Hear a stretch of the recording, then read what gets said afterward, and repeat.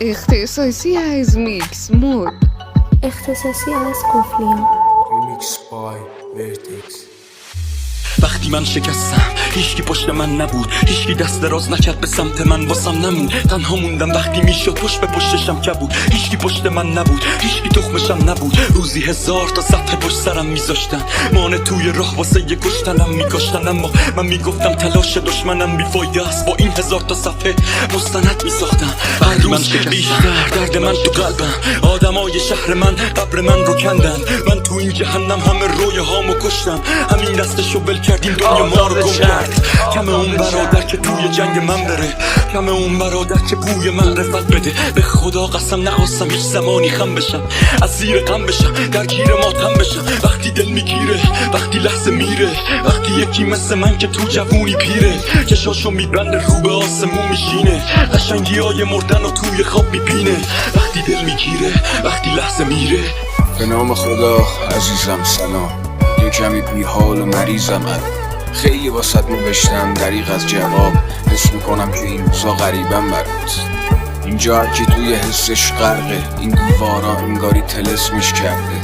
خونه سالمندان، خودت فکر کن این کلمه حتی خود اسمش تلخه. میگن زندگی یعنی نفس کشیدن، باید تا آخر عمر تو این قفس بشینم. این یعنی رسیدن با آخرای عمرم، روزی که من آوردی اینجا مردم. بعضی وقتا اینجا قدم میزنم، آلبوم جوونیامو ورق میزنم. تنها یادگاری که میتونم بگیرم تو دستام، قطره‌های اشکا چکیدن رو افسام. اینم بگم اینجا هوامونو دارن، سر وقتش غذا و دوامونو دادن. ولی این منو سرخوش میکرد که فرزند خودم منو ترخوش میکرد. یه جورایی این یه تعهده، وگرنه احتیاجی ندارم به ترحمت. گفتم میخوای برم، تو انکار نکردی، حتی واسه موندن من اصرار نکردی. ممنونم واسه یه موافقتت، ممنونم به خاطر مراقبتت. نمیشم اسباب مزاحمتت، کسی سراغمو گرفت بگو مسافرت.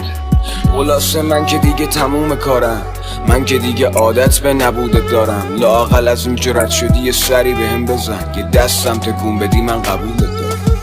یه روز خوب میاد که ما همون نکشیم، به هم نگاه بد نکنیم، با هم دوست باشیم و دست بندازیم و شونه های هم. یه روز خوب میاد که ما همون نکشیم، به هم نگاه بد نکنیم، با هم دوست باشیم و دست بندازیم و شونه های هم. آها مثل بچگی یاد تو دبستان، هیچ کدوممونم نیستیم بیکار، در حال ساخت و ساز ایران. واسه این که خسته نشیم بار، من خشت میذارم تو سیمان. بعد این همه بارون خون بالاخره پیداش میشه رنگین کمون. دیگه از سنگ ابر نمیشه آسمون، به سرخی لاله نمیشه آب جوب.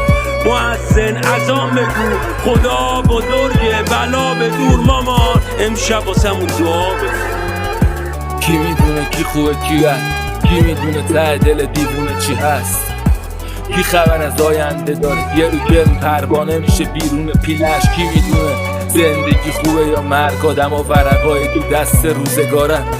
ثانیه ها جلو میره روی عادت، شرایط تا سونه سخت. دنیا چه شکلیه واسه کوره مادرزاد، کی میدونه جای حقیقتی روی کاغذ، چرا تو کلیسا گونه ها رو فوتابن. فرق حیوان و آدم و کی میدونه واقعا، شاید حیوان ها از خدا میخوان خوی آدم نگیرن. کی میدونه کی میدونه چرا همه واسه پول میدون، چرا تو رو از خودت ای دور میکنن. چی به روز بیا گذشت یه روز بی شدن، تو این تاریکی هیچی مثل روز دی روشن. کی میدونه مردی تو سب داشته باش، مثل همیشه فرق داشته باش.